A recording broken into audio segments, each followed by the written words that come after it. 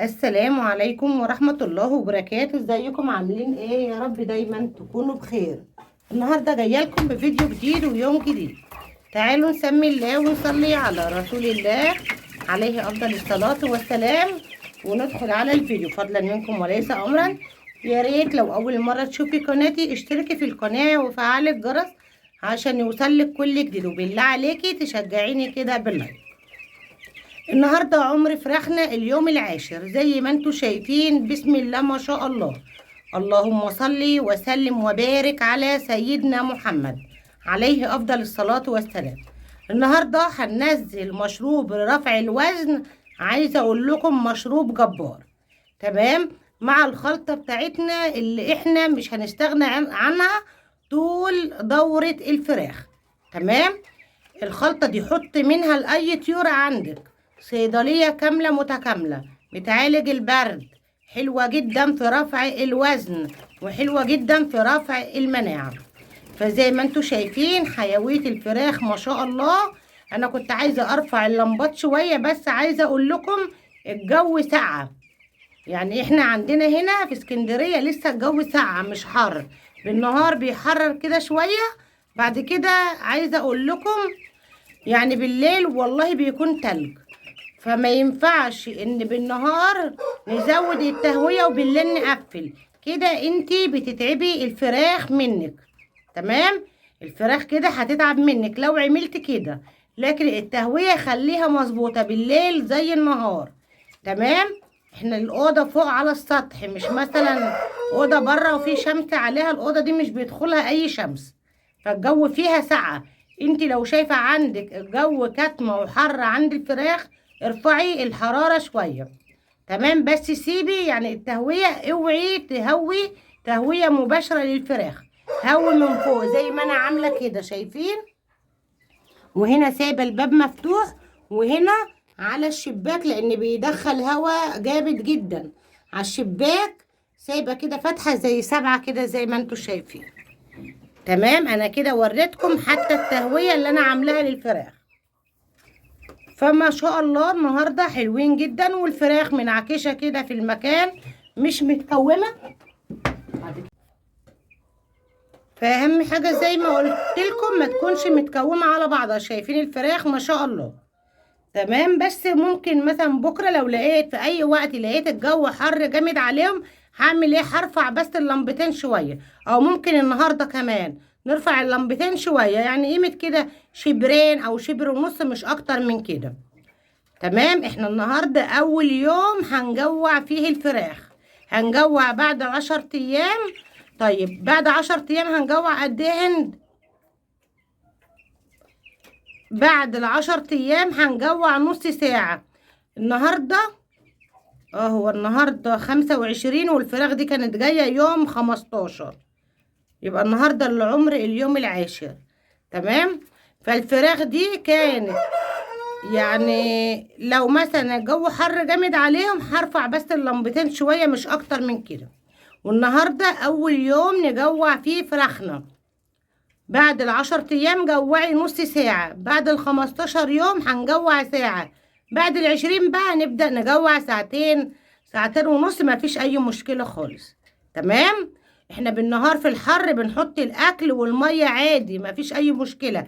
انا عمري في الصيف ما رفعت الاكل بالنهار. تمام. دي معلومة عايزة اقولها لكم، لان الفراخ ما شاء الله بنحط الاكل بالنهار والاكل بيتاكل. تمام. لان لو ما حطيتيش اكل بالنهار كده الوزن الفراخ هيقف معاكي والفراخ هتتمرمط منك. تمام. فهنا الخلطة بتاعتنا القمر دي اهي معايا كده، الكمية بتاعتي بتاعت العلف اللي الفراخ بتاكلها، وهنا معلقة الخلطة اهي. شايفين؟ معلقة مش اكتر من معلقة. نجوع بالنهار نص ساعة وبالليل نص ساعة، بس مش اكتر من كده. نبسس بقى.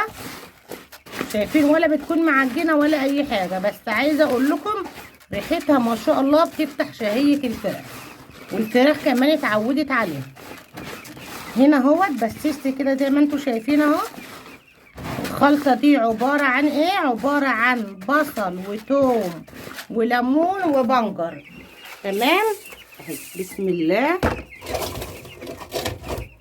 انا مش بحط كمية كبيرة، بحط الكمية اللي تقعد عند الفراخ 5 ساعات او 6 ساعات، مش اكتر من كده. تمام. لكن ما تحطيش بقى من الصبح لحد ايه بالليل 10 ساعات ولا 12 ساعة، لا. خلطة البصل دي في الصيف مش بنقعدها عند الفراخ اكتر من 6 ساعات. تمام. ودلوقتي انا بعمل كده، بدأت اول يوم ان انا يعني الخلطة 6 ساعات بس قدام الفراخ، مش اكتر من 6 ساعات. تمام. الفرشة هي متوسخة بس ناشفة، اهم حاجة الفرشة تكون ناشفة ما تكونش مبلولة. شايفين الفراخ الساسو ما شاء الله، عايزة اقول لكم ما شاء الله تفرح ما شاء الله. فراخ الساسو الشفر اللي هو مش بيعرف يربي الفراخ البيضة يجيبها.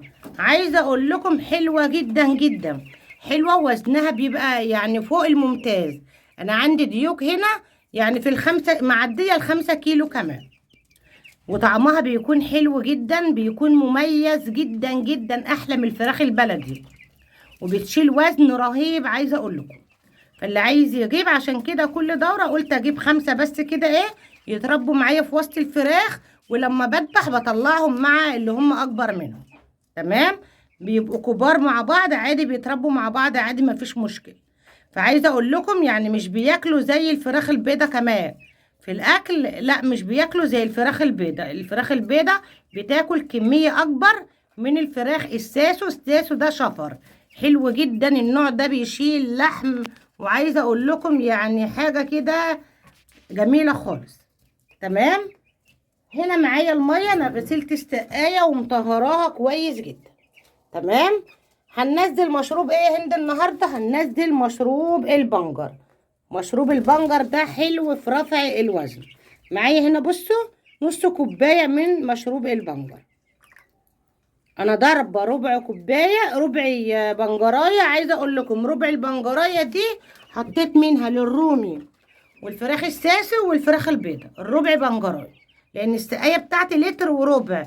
ربع بنجرايه بحط لها يعني 4 كوبايات ميه، وبنضربها مع بعض كويس جدا في الخلاط. تمام. هي مش بيكون فيها تفل ولا حاجه. فخدت زي ما انتوا شايفين نص مج كده من مج الشاي. تمام. انا مش متقله البنجر. تمام. فبنبدأ بس ان احنا نحط على قد السقاية مش اكتر من كده. فخدت هنا نص مج على السقاية اللتر وربع. عايزة اقول لكم مشروب البنجر ده حلو جدا في رفع الوزن، وحلو في المناعة. وعايزة اقول لكم بتخلي الفراخ كده يعني بيخلي الفراخ تقف قصاد منها. عارفين الديوك البلدي لما تقف كده وتبص تلاقيهم كده يجروا ورا بعض ويبقوا واقفين كده قصاد بعض؟ اقسم بالله بيخلي الفراخ البيضة كده. فعايزة اقول لكم حطوا المشروب ده للفراخ، المشروب ده فوق الجبار، حلو جدا جدا بالذات في الصيف. حطيه كل يوم الصبح، فطري بفراخك مع خلطة البصل.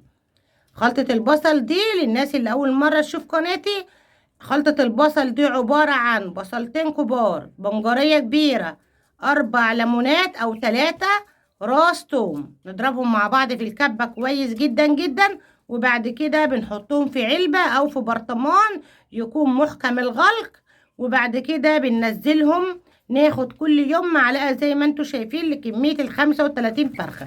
انت عندك فراخ أقل من كده يبقى نزلي معلقة صغيرة. تمام. احنا في الاول يعني واحدة واحدة، مش حطي بقى كمية افوري كده في كمية الخلطة، لا. حطي الخلطة كده زي ما قلتلك، معلقة لل35 فرخة. انا حطيت معلقة من معلقة الاكل، مش اكتر من كده. النهاردة مش هنوزن، بكرة نوزن ونوريكم الوزن. بس الفراخ ما شاء الله بصوا بدأت ان هي تتعرى كده، والجناح يبقى فيه حته كده حمراء من عند الجناح، اعرفي ان الفراخ دي نوعها كويس، وما شاء الله نوعها بيشيل لحم، وبتبقى ماشيه معاكي يومها بيومين. فهاتي، انا بشجعك تجيبي 5 تجيبي 7، هاتي تشجعي وربي. تربيه البيت حلوه، بيبقى عايزه اقول لك خير في بيتك. وال5 او ال7 مش بيهدروا معاكي في كميه علف كبيره. تمام. يعني ال5 او ال7 ما شاء الله ممكن تجيبي لهم كده بالكيلو. بالكيلو هيتربوا معاكي ويعدوا كده مصروف في البيت. احنا كده كده دلوقتي يعني ايه، الناس كلها بتصرف، والفلوس كده كده دلوقتي ما فيهاش اي بركه. فهاتي هتربي، هتاكلي عيالك حاجه نظيفه انت مربياها على ايدك، مربياها انت اللي مأكلاها وحاطه لها المشروبات دي، ولا مثلا علاج من بره. انت مش عارفه الفراخ اللي انت بتشتريها من بره بتكون اخده كميه علاج قد ايه. تعالوا بقى نحط لهم الميه. ساجة واقفه اهي هتمسك لي بس التليفون على ما احط لكم الميه.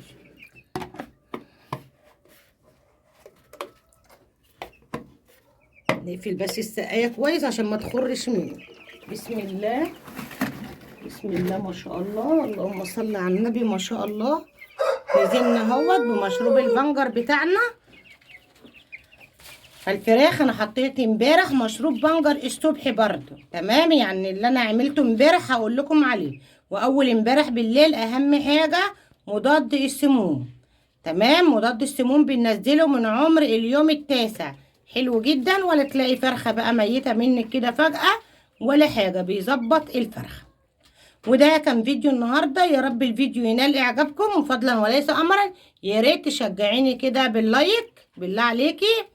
نشوفكم في فيديو جديد، والسلام عليكم ورحمة الله وبركاته.